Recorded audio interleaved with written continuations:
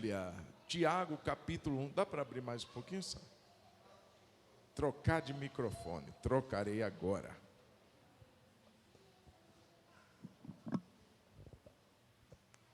Glória a Jesus. Glória a Deus. Tiago, capítulo 1. Tiago, capítulo 1. A salinha, perdão, Vânia. Queridos, todas as crianças até 7 anos, nós vamos ter uma sala para as crianças de até 7 anos. Desculpa, viu, Vânia? Já estava passando batido. Tiago, capítulo 1. Se você tem vindo nessas quintas-feiras, você tem acompanhado, porque a gente tem falado sobre algumas verdades da carta de Tiago, que é um livro, lembro, um livro considerado um livro de sabedoria. Sabedoria não é inteligência, sabedoria não se adquire em seminário, em livros, pode contribuir, podem, mas a sabedoria é algo que vem de Deus. Nós vimos semana passada, se alguém tem falta de sabedoria, peça a Deus, que a todos dá. Então, se eu tenho que orar, então é porque não é pelos meios que às vezes as pessoas acham. Então, se a sabedoria vem por um curso, eu não preciso orar para isso, é só eu me matricular e fazer o curso. Se a sabedoria vem por um livro que eu leio, não preciso orar, é só eu pegar o livro e ler. Agora, se eu tenho que orar, é porque não vem por meios humanos. Sabedoria, ela vem por meio divino. É Deus quem nos dá. A sabedoria vem de Deus. A verdadeira sabedoria, até porque Tiago fala que existem 2 tipos de sabedoria: a terrena e a que vem de Deus. Então, queridos, é uma carta extremamente prática. É para que ninguém fique assim, mas eu não entendi. Não, aqui é quase como se ele desenhasse, de tão prática, de assuntos tão práticos que são. Então nós vimos, irmãos, nesse primeiro capítulo, na primeira quinta, sobre as provações, que é um tema recorrente nessa carta, até porque era uma igreja que passava por lutas, era uma igreja que passava por muitas dificuldades. Hoje eu estava ouvindo uma missionária da base da Jocum de Almirante Tamandaré, que ela teve passando por um tempo nos países perseguidos. Queridos, não é brincadeira. Um cristão lá é um cristão que, quando ele se converte, ele é rechaçado pela família dele, você sabe disso. Ele é, na maioria das vezes, expulso da sua própria casa. Seus pais o rejeitam, ele tem que sair de casa. E também tem a questão da própria sociedade que persegue e mata. Então eles têm que fazer seus cultos em lugares escondidos. Então é um porão, é no meio de uma mata, para que ninguém saiba. Então hoje, quando a gente fala de perseguição, a gente pensa assim, é uma enfermidade, uma provação. Quando a gente fala de provação, a gente associa a algumas dificuldades do dia a dia que a gente vive. São provas, são provas. Jó passou por provas financeiras, familiares, são provas. Mas esses irmãos, além das provas comuns a todos os homens, passavam também por perseguições, por lutas, por momentos em que eles se viam assim, num grande aperto. E aí vem Tiago mostrando como que eles lidariam com essas questões. Quando vem a prova, o que é preciso? Só que, irmãos, esse texto que nós vamos ler agora, Tiago 1, a partir do verso 13 até o verso 18, ele muda de um tema, provação, e vai para um outro tema também necessário, porque quem não vive? Qual seria esse tema? Tentação. Assim como nós precisamos de sabedoria para enfrentarmos, para lidarmos com as provas, a gente precisa de sabedoria para lidarmos com as tentações também. As provas podem nos tirar do caminho? Podem. Uma pessoa pode secar, como aquela parábola do semeador, aquela semente que foi plantada e veio o sol representando ali as dificuldades da vida, pode secar, pode fazer com que a semente ela fique ali sem o fruto, ela não cresça, mas também os prazeres da vida podem fazer isso. As coisas boas, as tentações, a cobiça pode gerar uma vida de um cristão, ou pode levar um cristão a viver uma vida sem fruto, sem fé e sem vida, sem vigor. Tiago 1, verso 13 diz assim: ninguém, ao ser tentado, diga, sou tentado por Deus, porque Deus não pode ser tentado pelo mal, e Ele mesmo não tenta ninguém. Ao contrário, cada um é tentado pela sua própria cobiça, quando esta o atrai e o seduz. Então a cobiça, depois de haver concebido, dá à luz o pecado, e o pecado, uma vez consumado, gera a morte. Não se engane, meus amados irmãos, toda boa dádiva, todo dom perfeito vem lá do alto, descendo do Pai das luzes, em quem não pode existir variação ou sombra de mudança, pois segundo o seu querer, Ele nos gerou pela palavra da verdade, para que fôssemos como que primícias das suas criaturas. Senhor, fala ao nosso coração, abre os nossos olhos, dá-nos a compreensão da Tua palavra, é o que nós te pedimos nesse momento. Edifica a nossa fé, dá-nos sabedoria, Senhor, para enfrentarmos tanto provas quanto tentações, porque uma ou outra brigam ou tentam talvez tirar-nos da fé, tirar-nos do caminho. Por isso pedimos a Ti a sabedoria que vem do alto, em nome de Jesus. Amém. Então, como disse, irmãos, o tema que muda de prova para tentação. E quem aqui já não provou as duas coisas? Quem aqui já não provou as dificuldades, as provas, as adversidades?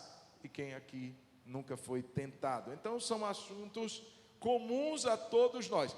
Então, irmãos, essas duas palavras que ocorrem aqui nesse primeiro capítulo de Tiago, elas têm uma raiz até bem próxima. Eu não sei se você sabia disso, porque tanto tentação quanto provação, no seu original, no que foi escrito no grego, ela tem uma raiz e até uma pronúncia bem parecida. Olha só, a palavra prova, o termo grego usado para a palavra provação é pirasmos ou pirasmos. E a palavra usada para tentação é pirádiso. Então tem só uma leve diferença na escrita e na entonação de cada uma delas. Mas são totalmente distintas uma da outra.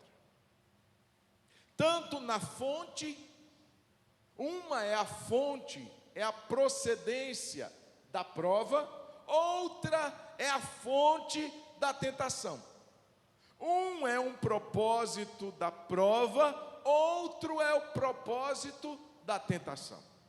Um é o resultado ou consequência que a prova leva, outro é o resultado ou a consequência que a tentação leva a alguém.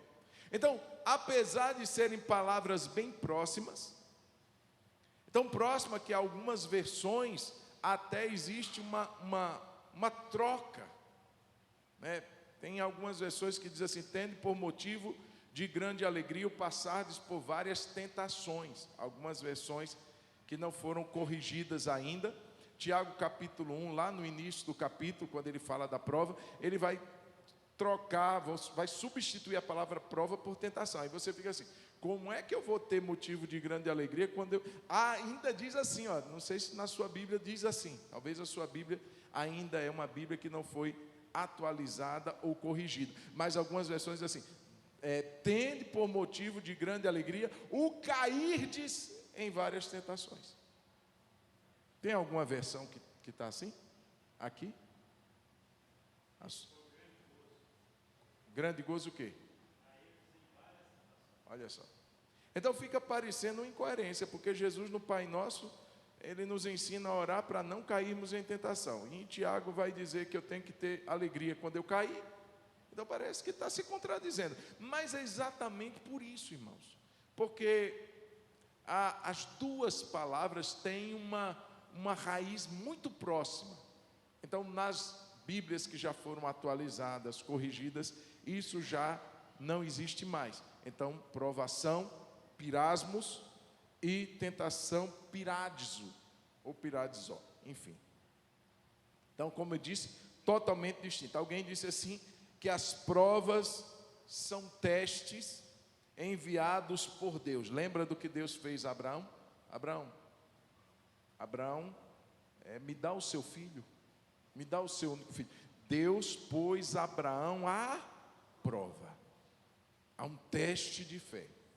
Então, o propósito disso, das provas, são diferentes das tentações. E a fonte também. Quem prova é Deus. Quem tenta, alguém disse que provas são testes enviados por Deus e tentações são armadilhas enviadas por Satanás. Ao passo que a prova tem a finalidade de nos fazer crescer, amadurecer, ficarmos mais fortes, mais experientes, a tentação tem o objetivo de nos fazer sucumbir, cair. Por isso que Jesus disse assim, não nos deixes cair em tentação. Porque a tentação tem o propósito de nos derrubar, de nos sucumbir. Então, irmãos, da mesma maneira que a gente precisa de sabedoria para vencer prova, a gente precisa de sabedoria para vencer tentação. E dentro disso, irmãos, o texto que lemos, ele mostra 3 verdades. A primeira, a sabedoria para discernir e entender o julgamento de Deus com relação à tentação. O que é que isso causa? Segunda coisa, a sabedoria para entender e discernir a bondade de Deus. Quando a gente enfrenta a tentação, nós precisamos discernir e compreender o quanto Deus é bom em toda aquela situação. E também a sabedoria para discernir e compreender o novo nascimento que foi operado em nós. Eu vou te explicar cada uma delas. Eu preciso de sabedoria para entender, primeira coisa, o julgamento de Deus. Quando a gente fala de tentação, os versos 13 até o verso de número 15 vai dizer assim: ninguém ao ser tentado diga sou tentado por Deus, porque Deus não pode ser tentado pelo mal, e Ele mesmo não tenta ninguém. Ao contrário, cada um é tentado pela sua própria cobiça, quando esta o atrai e seduz. Então a cobiça, depois de haver concebido, dá luz ao pecado, e o pecado, uma vez consumado, gera o julgamento, irmãos, é a morte. Nós precisamos entender, queridos, que o pecado não é para brincar com o crente. O julgamento de Deus é certo e verdadeiro. A alma que pecar, essa vai morrer. Não há distinção, não há desculpas ou justificações que nos impeçam de viver essa sentença da morte. Então, ser tentado é um processo que nos induz ao pecado. Tentação não é pecado, mas o processo que a tentação conduz, ela nos leva ao pecado, e o pecado leva à morte. Então esse é o julgamento claro de Deus, e nós precisamos ter isso muito bem assentado em nosso coração, em nossa mente. E eu queria que você percebesse, irmãos, que aqui o Tiago trata de uma grande questão, que é a fonte da tentação.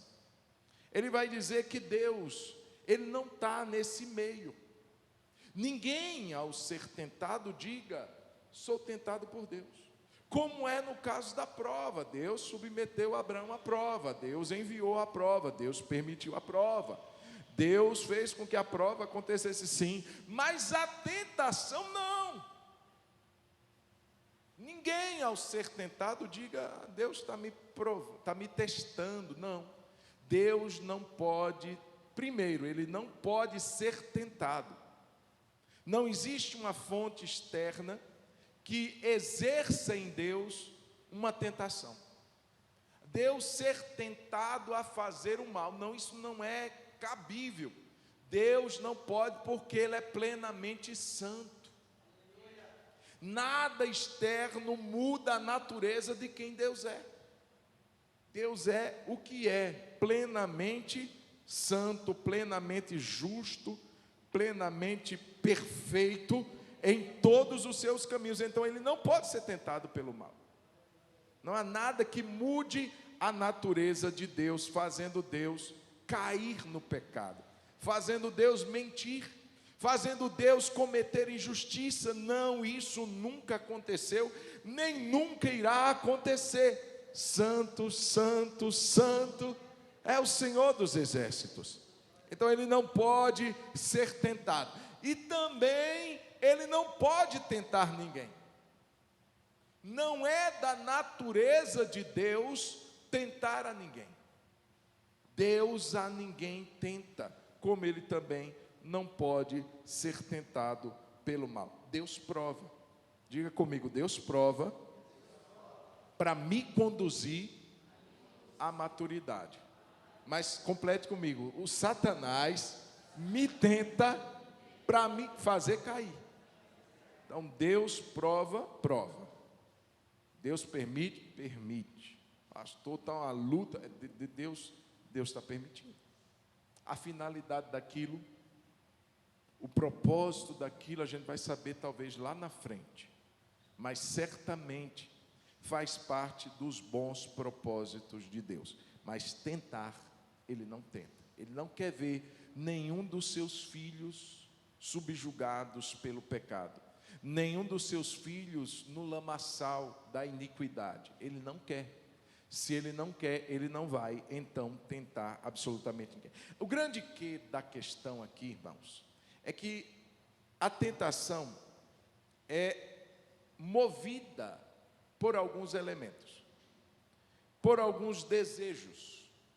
E como eu disse, a tentação não é necessariamente algo mal em si, é o início, não é pecado. Jesus foi tentado e mesmo assim a Bíblia diz que Ele não cometeu nenhum pecado. Então, pastor, nossa, eu vi uma situação, me deu uma vontade de... Mas você não concretizou aquilo.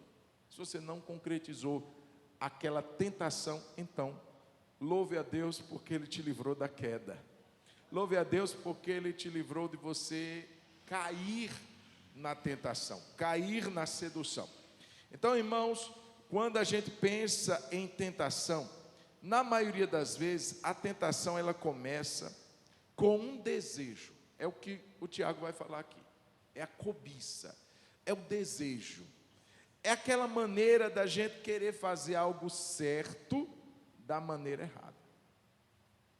Então, por exemplo, quando Jesus foi tentado a comer o pão, quando Ele estava no jejum de 40 dias e 40 noites, eu pergunto, comer aquele pão era errado?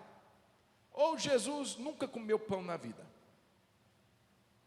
Comer não seria errado. Agora, corrijo, comer aquele pão, ou melhor dizendo, fazer com que as pedras se transformassem em pães para suprir aquela sua necessidade, seria um erro.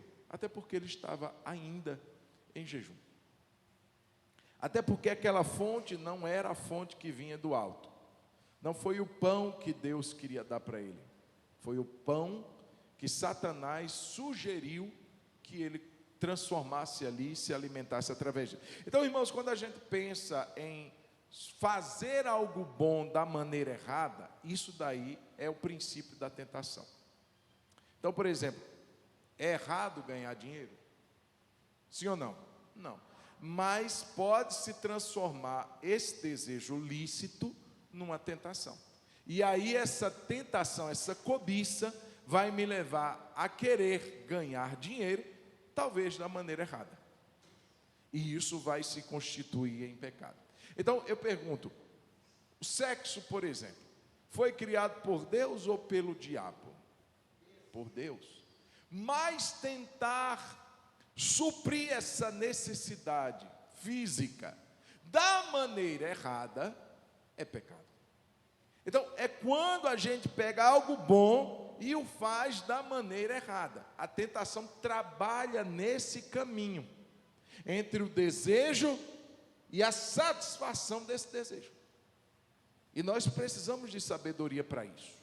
Porque tem tanto crente, irmãos, que por um motivo bom, ele se enlaça em muitas coisas erradas. Em muitas falcatruas, em muitas coisas que causam escândalo e prejuízo para a sua própria vida. Então, queridos, quando ele fala da tentação, ele mostra aqui que não é um ato. Tentação, pronto, você já pecou. Não, mas é um processo. Diga comigo, processo. Esse processo, o texto vai dizer, começa pela cobiça. Ou pelo desejo. Cobiça, irmãos, é um desejo, mas quando ele é feito na tentativa, aliás, é na tentativa de fazê-lo da maneira errada. Então, cobiça é o desejo na sua forma ruim. O desejo qualquer um tem. O desejo não é nem bom nem mal em si, mas a cobiça é má. E ele começa dizendo, não é Deus a fonte. Pelo contrário, cada um é tentado, verso 14, pela sua própria cobiça. Então começa com esse desejo, começa com essa carência, essa maneira de tentar suprir o que eu quero, o que eu desejo, a qualquer que seja o custo, a qualquer preço, eu preciso suprir a minha carência. Então esse desejo se transforma numa cobiça. E aí ele começa, irmãos, esse é o primeiro passo para a queda. É quando eu não analiso o desejo da forma correta, e eu muitas vezes cedo a um desejo errado. Como eu disse, não é o desejo em si, desejo de comer, desejo de ter a sua necessidade financeira suprida, essas coisas não são erradas. Agora, quando eu pego esse desejo e coloco então o meu coração e quero a todo custo satisfazer aquele desejo, ele se transforma na cobiça. Quando a cobiça vem, ela abre espaço para um segundo elemento, que é o engano. Porque a cobiça vai nos enganar. De que forma? Primeiro está dizendo o texto que ela nos atrai e nos seduz. Então, duas coisas para a gente entender. Ela atrai, eu estou com um desejo, eu estou com uma necessidade, aquilo se transformou num desejo que eu não estou contendo, e eu quero a todo custo realizar aquele meu desejo, aquele meu anseio, aí vem o engano. Satanás, o mestre do engano, ele coloca armadilhas, primeiro para atrair. Você já viu, ou talvez você já fez, uma armadilha para pegar algum pássaro? Talvez quando criança ali, algumas pessoas já fizeram, já montaram uma arapuca. Então coloca aquela coisa numa forma que a presa, que a caça vai se sentir o quê? Atraída. É uma ratoeira, bota um queijinho lá dentro, e o rato se sente atraído. Então, querido, Satanás, ele, como mestre do engano, ele arma suas armadilhas, suas arapucas. Ele coloca o seu desejo numa caixinha veludada. A maneira como ele propõe para que a gente alcance aquele desejo vem de uma forma muito bonita e fácil. E fácil. Olha, se você se jogar desse pináculo aqui, ele pôs Jesus numa parte mais alta do templo. Irmãos, o templo era o lugar mais frequentado, vamos dizer assim, da época de Jesus. Era um espetáculo a céu aberto. Jesus pulando, mas não era uma proposta suicida. Ele estava sugerindo para Jesus, usando um texto do Salmo 91, dizendo assim: porque está escrito, aos seus anjos dará ordem a teu respeito, e eles te sustentarão nas suas mãos, para que você não tropece em alguma pedra. Ou seja, Jesus, você vai se lançar, e todo mundo vai imaginar que você vai se esborrachar no chão, mas não vai. Porque os anjos serão enviados e te sustentarão. Você vai descer assim como um astro. Você vai descer ali, todo mundo vai olhar que você não é um homem comum. Você é de fato filho de Deus. Olha a repercussão que isso vai trazer. Você não precisa nem da cruz. Você não precisa nem de sofrimento. Isso vai ser mais rápido. Mas como se não bastasse, eu vou te propor mais uma outra coisa. Está vendo esses reinos com toda a glória? Eu vou te dar tudo. Está vendo que você não precisa ir para a cruz? Está vendo que você não precisa sofrer? Tudo isso eu vou te dar, de uma maneira simples. Você só se prostra e me adora. Olha como a cobiça, irmãos, olha como a caixinha da tentação, ela vem bonita. Então, irmãos, Satanás, ele o mestre do engano, ele traz essa atração. Além de tudo, ela também seduz. É como a isca no anzol. É a sedução para o peixe. Ele vê ali aquela comida, e ele não sabe que ao abrir a sua boca e pegar aquela isca, ele vai ficar preso a ela. Esse é o papel da sedução. É amarrar, é prender, é escravizar a pessoa. A pessoa acha uma maneira simples, rápida e fácil de alcançar um desejo, seja ele qual for, seja ele de origem financeira, seja ele na questão relacionada ao sexo, seja ele na área do status, da grandeza, do poder, enfim. Satanás, ele propõe isso, irmãos. Eu vejo muitos aí que começam a ter um destaque, até cantores, você também já conhece meia dúzia deles, cantores que começam a tomar uma proporção de fama, de sucesso. De repente vem aquela caixinha veludada, aquela caixinha bonita, e propondo para ele um caminho de uma glória sempre maior, mas não uma glória que vem de Deus, uma glória que vem dos homens, uma glória que vem das próprias pessoas. E aí, irmão, Satanás enlaça, Satanás prende aquela pessoa diante da sua sedução. A partir do engano, isso vai dar à luz, olha, ele usa a imagem de um nascimento. A cobiça, ela dá luz, o desejo, ela vai gerar a atração, o engano, e esse engano, vai dizer o texto, vai gerar o pecado. E o pecado consumado gera a morte. Então a ideia aqui é de um nascimento, nasce o pecado. Veja que o pecado já vem depois. Primeiro um desejo bom, um desejo tranquilo, um desejo, eu quero crescer na vida, eu quero isso, eu quero aquilo. Mas no processo, Satanás coloca suas iscas e suas armadilhas, e a pessoa precisa de discernimento, de sabedoria, para entender que aquilo é um erro na vida dele, porque aquilo vai levá-lo, o final disso é a morte. Pecado sendo consumado, não tem outro caminho, vai gerar a morte. Pastor, mas eu sou crente, isso vai gerar a morte espiritual. De repente você está sem alegria da salvação, você está ali acabrunhado, amarrado, acorrentado ao pecado. Isso é morte, irmão. Não é morte necessariamente morte física, mas a morte espiritual. Então, queridos, quando a gente fala de tentação, nós precisamos da sabedoria de Deus para evitarmos como diz Provérbios, os laços da morte, as seduções do engano, as seduções do pecado. Nós precisamos ter da parte de Deus, então, essa sabedoria, que a gente não pode brincar com o pecado, a gente não pode flertar com as tentações. Descobriu, olha só, isso está me levando, opa, vou cortar isso imediatamente. Eu lembro daquela história que a gente já, talvez a maioria que já ouviu, da rã e do escorpião.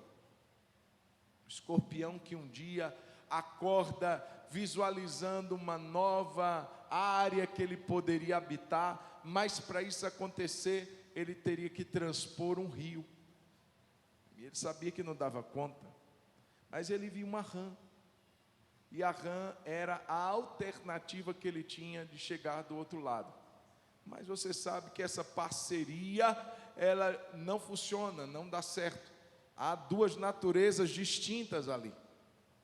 A cadeia alimentar, o instinto de predador, de ataque, não ia ser bom. Mas aí, aquela história, aquela fábula vai mostrar um diálogo, o escorpião tentando convencer a rã a ajudá-lo naquele processo, e ela dizendo: eu sou doida, não, eu vou te colocar aqui nas minhas costas, você vai me picar. E ele disse: para que eu vou fazer isso? Se eu fizer isso, você morre, e se você morrer, eu morro também, porque a gente está atravessando o rio. E convenceu a rãzinha a aceitar o desafio, e a rã disse: tá bom, você acha que eu ia matar você, sendo que eu estou me beneficiando com você? E a rã aceitou, colocou o escorpião nas suas costas e está atravessando aquele rio. Ah, irmãos, aquele escorpião, diz a fábula, até dorme. Mas quando ele acorda, ele não conseguiu segurar e levantou o seu ferrão e tchum, picou a pobre rãzinha, que reclamando para ele, disse assim: mas eu confiei em você, agora eu já estou sentindo a dormência invadir meu corpo. E o escorpião olhou para ela e disse assim: mas é a minha natureza. Irmãos, é a natureza do pecado matar. Quem se alia, quem aceita uma atitude que vai levá-lo ao pecado, veja que não é, quando a gente vê alguém que caiu na tentação, aquilo passou por um processo. Por ter passado por um processo, gerou um tempo para a pessoa pensar e tentar sair daquela situação. Então, Deus nos dê sabedoria, Deus nos dê graça, Deus nos dê discernimento, para, ao conseguirmos perceber que a arapuca está montada, que Satanás, ele armou, ele engendrou uma armadilha para nós, uma isca para nos pegar, nos capturar. Pela graça de Deus, a gente vai fugir, assim como fez José. Nós vamos escapar como um pássaro do laço do passarinheiro, em nome do Senhor Jesus. Amém, irmãos? E nós declaramos que toda armadilha do diabo já foi quebrada, caiu por terra sobre a nossa vida, em nome de Jesus. Quem está de pé, cuide para que não caia. Que Deus nos dê graça para identificar esse tipo de situação. Mas também precisamos de sabedoria, além de entendermos o julgamento. Qual é o julgamento de Deus? É a morte. Mas nós precisamos de sabedoria para compreendermos a bondade de Deus. Na hora da tentação, irmãos, veja, quando o diabo quis tentar Jesus, a primeira coisa que ele coloca em xeque ali é sobre o relacionamento do pai com o filho. Se tu és filho de Deus, manda que essas pedras se transformem em pães. Então, ele queria levar Jesus a questionar: o que é o meu relacionamento com Deus? Ele é de fato meu pai que me ama? Até porque ele tinha ouvido, irmãos, a tentação vem logo após o batismo de Jesus. E no batismo, Jesus ouviu a palavra do pai: tu és o meu filho. Mas não é apenas o meu filho, é o meu filho amado. Eu te amo e eu tenho prazer em você. Aí vem logo após Satanás e tenta Jesus, dizendo: se tu és aquilo que o pai diz, eu não sei se você deveria levar em conta, Jesus. Olha como você está aqui, você está nesse deserto, você está sem comida, você está aí solitário, cadê o pai? Será que ele te ama mesmo? Se tu és o filho de Deus, prova para mim. Então ele questiona, ele coloca dúvidas do amor e da bondade de Deus. Não é à toa que Tiago, no verso 17, vai falar sobre a bondade de Deus. No meio de um trecho que fala sobre tentação, Tiago insere o tema bondade de Deus. Porque, irmãos, é justamente na tentação que somos tentados a duvidar. Será que Deus realmente vai suprir minha necessidade? Será que Deus sabe de fato que eu preciso melhorar na vida? Se Deus não está nem aí, eu tenho que fazer da minha maneira. Se não chegou pão do céu, eu vou mandar que essa pedra se transforme em pão. Então eu tenho que dar meus pulos, eu tenho que dar meu jeito. Eu não estou confiando na bondade, no cuidado de Deus, então eu faço da minha maneira. Veja, irmãos, isso daí é uma arapuca, é uma situação que Satanás tenta jogar para tirar de nós a confiança no amor e no cuidado do Pai, que supre as nossas necessidades. Não apenas supre, mas até mesmo satisfaz o anseio do nosso coração. Deleita-te no Senhor, e Ele satisfará o desejo do teu coração.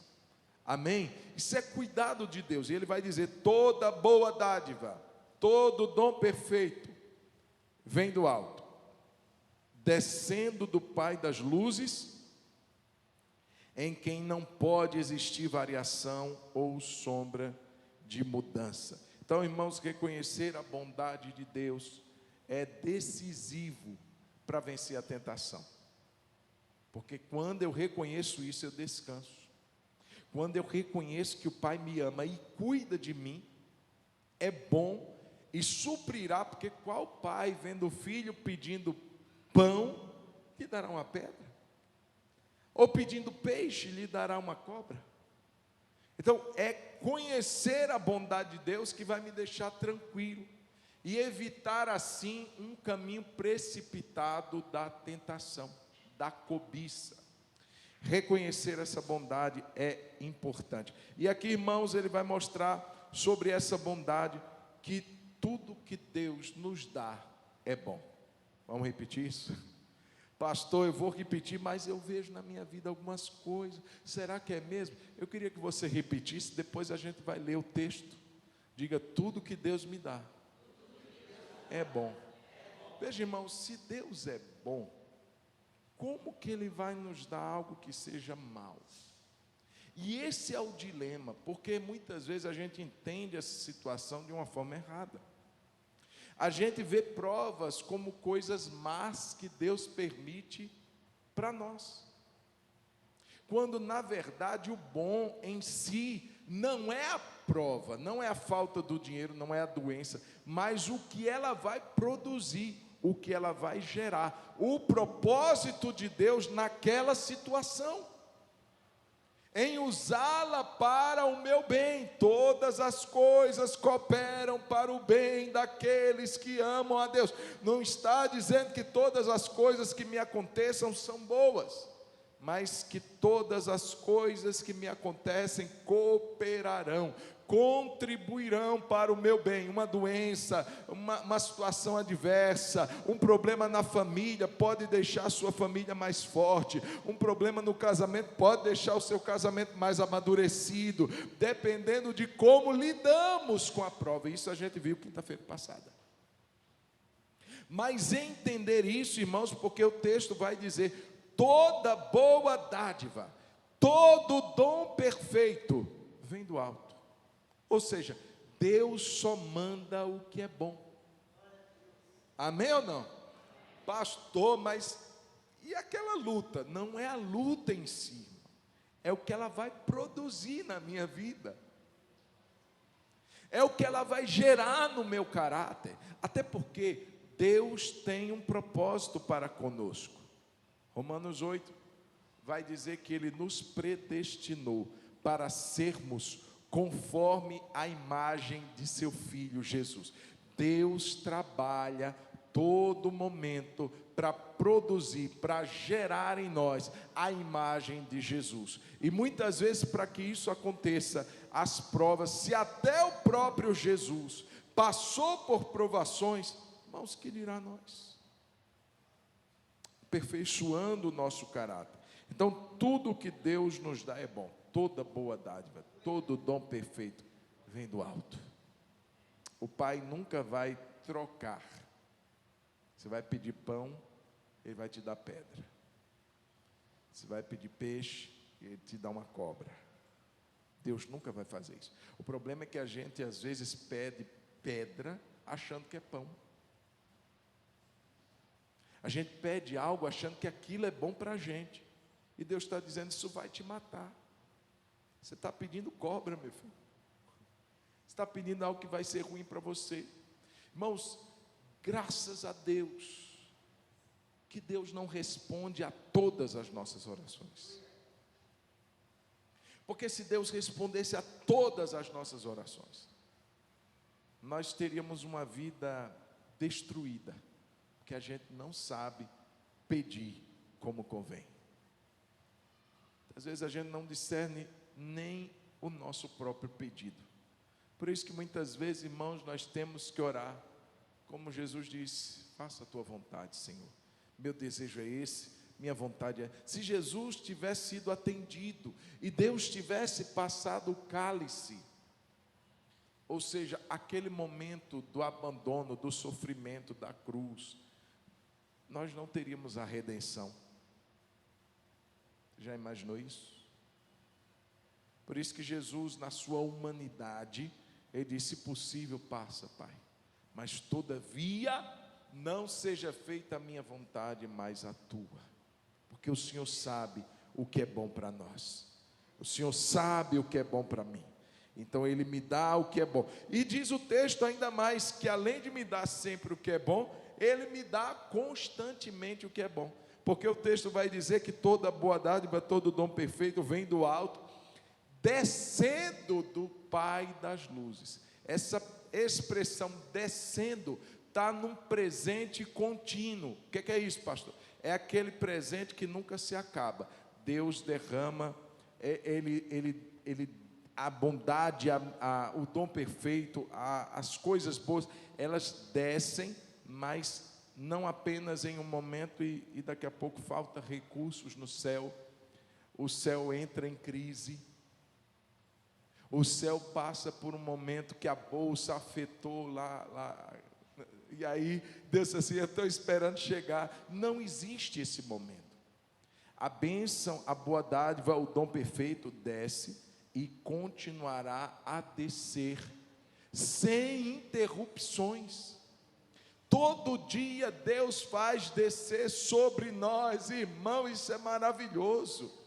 Todo dia ao acordar, aquela bondade, boa dádiva, dom perfeito, já desceu sobre a sua vida, até mesmo quando você dormia e nem percebia, Deus já estava fazendo descer sobre a sua vida, boa dádiva, dom perfeito, já todo dia e toda manhã sobre nós.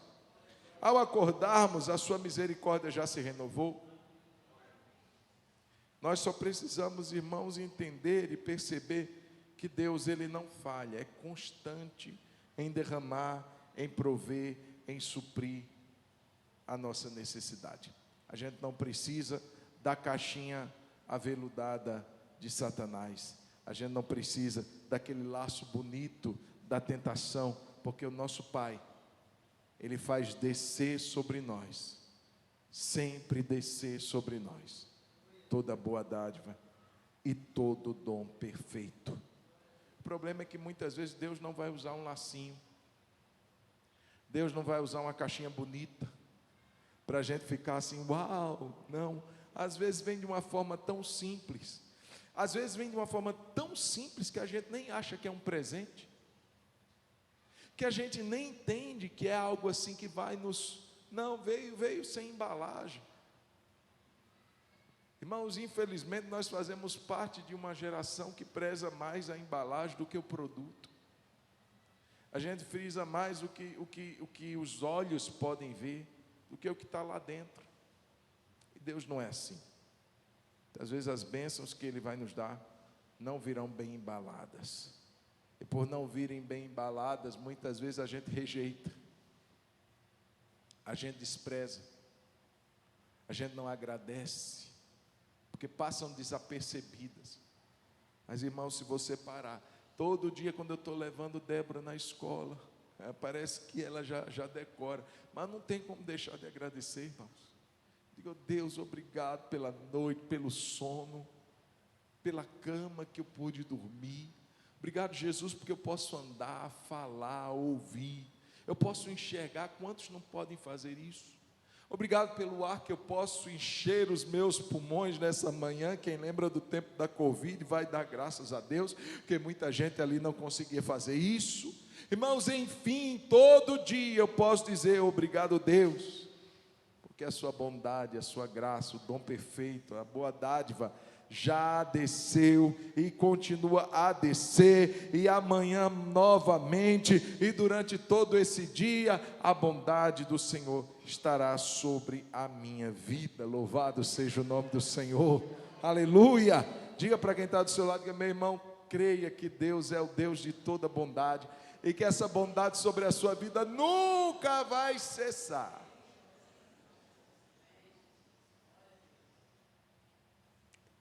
Esse pensamento que eu vou trazer para você aqui, eu já vi esse pensamento afixado em oficinas mecânicas, em padaria, mas eu queria lembrar para você algo que alguém escreveu, não sei quem foi, é desconhecido o autor, mas diz mais ou menos sobre isso, porque às vezes questionamos, Deus, eu pedi e o Senhor não me deu. Por que o Senhor não me deu? Porque o Senhor não é bom ou porque eu não sou merecedor? E às vezes nem uma coisa, nem outra. De fato, Deus é bom. De fato, às vezes a gente não merece, mas Deus é misericordioso e gracioso. Ele nos dá aquilo que não merecemos e não nos dá aquilo que merecemos. Graça e misericórdia. Mas esse pensamento aqui, eu fiz questão de anotar, porque ele é muito interessante, porque vai dizer assim, eu pedi forças, e Deus me deu dificuldades para me fazer forte. Eu pedi sabedoria, e Deus me deu problemas para resolver. Eu pedi amor, e Deus me deu pessoas com problemas para ajudar. Eu pedi favores a Deus e Deus me deu oportunidades. Eu não recebi nada do que pedi, mas tive tudo do que precisava. E essa é a ideia, irmãos. Às vezes a gente está se reclamando ali porque não foi como eu estava pedindo, mas Deus sabe a maneira como Ele nos responde. Deus sabe a maneira como Ele nos dá aquilo que lhe pedimos. E para encerrar, nós vimos que na sabedoria a gente considera 3 coisas: o julgamento, a morte é esse julgamento, que a gente não brinca com o pecado. Nós vimos que na tentação, a sabedoria nos leva a considerar a bondade de Deus. A segunda coisa, Deus é bom. Eu não preciso da tentação, eu não preciso da atração, eu não preciso da sedução de Satanás para suprir a minha necessidade. Deus é bom e Ele dará aquilo que eu preciso na hora e no momento certo. Amém, irmãos? E a terceira coisa, a sabedoria me dá capacidade para entender o que Deus gerou em mim. Verso 18, vai dizer, pois, segundo o seu querer, Ele nos gerou pela palavra da verdade, para que fôssemos como que primícias das suas criaturas. Então, irmãos, para vencer a tentação, o novo nascimento que é operado em nós, isso faz toda a diferença, porque ele vai mostrar aqui, irmãos, que esse pecado, ele também nasceu, o pecado, ele foi gerado, e ele também gerou algo, ele gerou a morte, e assim como o pecado gerou a morte, Deus, pela sua palavra, gerou em nós novo nascimento. Irmãos, a gente agora é diferente, a nossa natureza agora é outra, a nossa natureza foi mudada pelo novo nascimento que Deus operou em nós. E esse nascimento, ou novo nascimento, não é como Nicodemos achava, eu tenho que voltar ao ventre da minha mãe e nascer de novo. Não, ele vem de Deus, é Deus quem nos gera. O texto vai dizer que segundo a vontade de Deus, segundo o querer de Deus, Ele nos gerou. Ou seja, foi intenção de Deus fazer-nos de criaturas a filhos, de pessoas afundadas e presas ao pecado em pessoas libertas, em pessoas salvas, pessoas que foram geradas para uma nova vida, uma vida espiritual, não é da carne nem do sangue, mas da vontade de Deus. O que é nascido da carne é carne, mas o que é nascido do Espírito é Espírito. Irmãos, se você pegar uma foto do ano que você nasceu, você vai, o ano que você nasceu de novo, que você aceitou Jesus, você vai olhar aquela foto e vai dizer: sou eu. Sim, porque você fisicamente não mudou. É óbvio, irmãos, que muita gente fica bem mais bonita depois que aceita Jesus, porque Provérbios já disse que o coração alegre aformoseia o rosto. Então Jesus entra no coração abatido, coração cheio de trevas de uma pessoa, e ele brilha a sua glória, a sua luz, até porque ele é o Pai das luzes. Deus é o Pai. Então não tem como a pessoa não ficar mais bonita, mas a transformação que acontece é aqui dentro. Ele nasceu do Espírito para uma nova vida em Deus, da vontade de Deus, pela palavra de Deus. O texto vai dizer que nós fomos gerados pela palavra de Deus, e o propósito de Deus em nos gerar de novo é inaugurar uma nova humanidade. Irmãos, olha, são filhos de Deus agora. Ele diz assim: para que sejamos como que primícias da sua criação, primeiros frutos da sua criação. Por que Deus está gerando filhos espirituais? Para um momento, uma reunião de toda a família, no novo tempo que há de vir, em que nós estaremos para sempre com o nosso Pai, para sempre com o nosso Deus, aqueles que foram inscritos no livro da vida, os que nasceram pelo sangue de Jesus, pela redenção que Jesus operou em nós, pelo poder da palavra de Deus. É interessante que essa nova natureza nos dá a capacidade para a gente habitar, para a gente viver, para a gente morar em um outro nível de vida. Eu quero terminar com Apocalipse 21. Apocalipse 21, 27, ele falando, João descrevendo sobre a nova Jerusalém, ele vai dizer assim: nela não entrará nada que seja impuro, nem o que pratica abominação e mentira, mas somente os inscritos no livro da vida do Cordeiro. Aleluia! Então por que Deus faz a gente nascer de novo? Segundo o seu querer, Ele nos gerou pela sua palavra. Veja, irmãos, há uma cooperação do homem com Deus.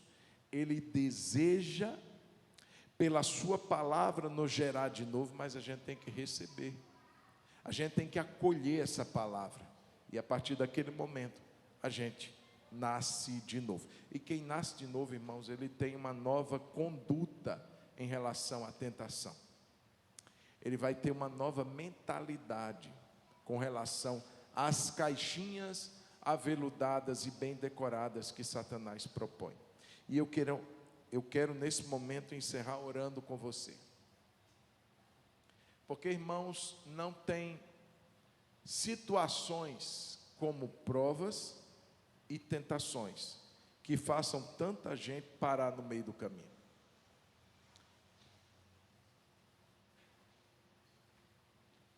Eu queria convidar você a ficar de pé.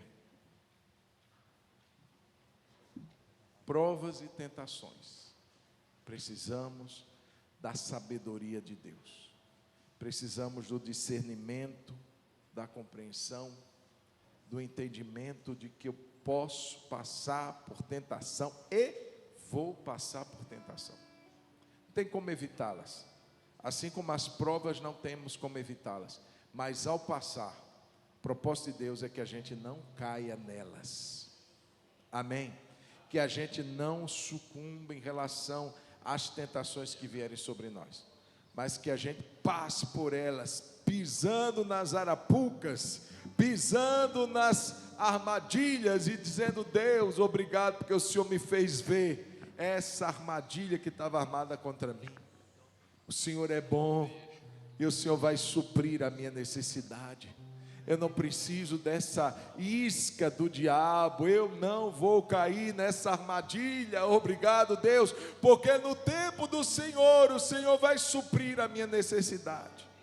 No tempo do Senhor, o Senhor vai cumprir a sua vontade na minha vida, e eu não preciso precipitar, eu não preciso atropelar processos.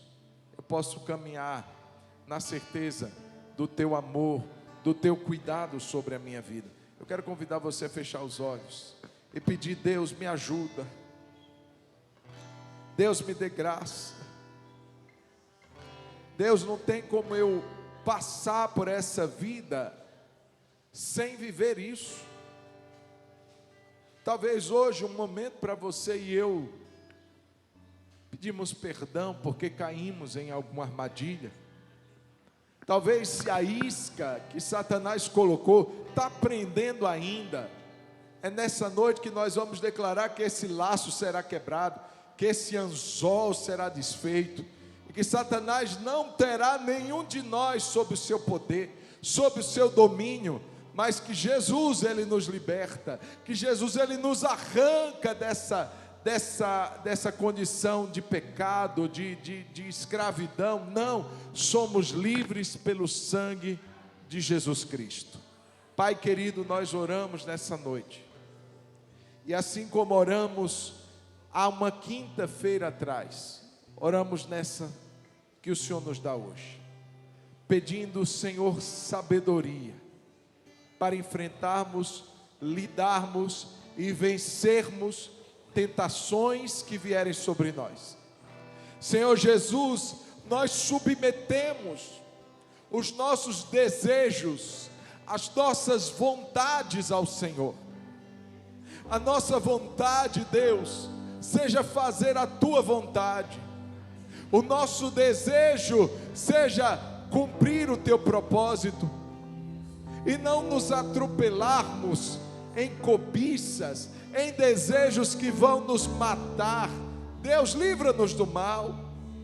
Deus, não nos deixes cair em tentação, não deixe que a gente tropece, não deixe que os nossos pés resvalem. Livra-nos, Senhor, do mal, livra-nos do maligno. Jesus, e que estejamos de pé. Jesus, que estejamos de pé na Tua presença, porque o intuito do diabo é nos derrubar, o intuito do diabo é passar uma rasteira e nos ver no chão, mas o propósito do Senhor é nos segurar pelas mãos. Aleluia! O propósito do Senhor é nos sustentar, é nos manter de pé. Aleluia! Deus, em nome de Jesus, que nessa noite sejam frustrados todos os planos de Satanás. Nós declaramos que nenhum deles surtirão efeito, nenhum deles prosperará, mas que de todos o Senhor dará a nós o livramento, o escape e a sabedoria que precisamos para vencer, para vencer, para vencer, em nome de Jesus, em nome de Jesus. Você pode repetir comigo? Diga assim: Senhor Jesus, nessa noite eu clamo, me dá sabedoria, Deus, abre os meus olhos e me dá compreensão e entendimento, para que eu não venha a cair em tentações, ser preso, ser morto pelo pecado. Em nome de Jesus, eu nessa noite declaro que eu creio na Tua bondade. Tudo que vem do Senhor é bom, tudo que vem do Senhor vai me ajudar a crescer, a melhorar. E eu te agradeço por isso. Me perdoa pelas vezes que eu disse que o que eu recebi não era bom, que o Senhor não me deu o que eu queria, e por isso muitas vezes eu vim até a reclamar. Oh Deus, perdoa-nos, Senhor. Toda boa dádiva, todo dom perfeito vem do alto, vem do Pai, vem do Pai, vem do Pai. E Ele não pode mudar. Ele é bom. Ele é bom. O Senhor é bom. E a sua misericórdia, ela dura para sempre. Aleluia. Obrigado, Deus. Obrigado por essa noite. Obrigado por esse culto. Leva-nos agora em paz. Leva-nos agora em segurança. Livra-nos do mal, Senhor. Livra-nos do maligno. E dá-nos um descanso, uma noite abençoada. Em nome de Jesus Cristo, nós oramos e te agradecemos. Amém. Que a graça de nosso Senhor Jesus, que o amor de Deus, o nosso Pai, e que o consolo do Espírito Santo seja sobre todos nós, povo de Deus, hoje e para todos sempre. Amém e amém. Deus abençoe. Vá em paz. Dê um abraço no seu irmão, aperte a mão dele. Amanhã, líderes, 19h45, Dorcas, 16 horas. Sábado, 7h30 da manhã, homens. Traga sua caneca, traga um café, traga uma broa, um pão de queijo, algo bom para a gente dividir. E 9 horas o bazar, em nome de Jesus. Deus te abençoe. Você que nos acompanhou, Deus abençoe sua vida. Uma ótima noite, em nome de Jesus.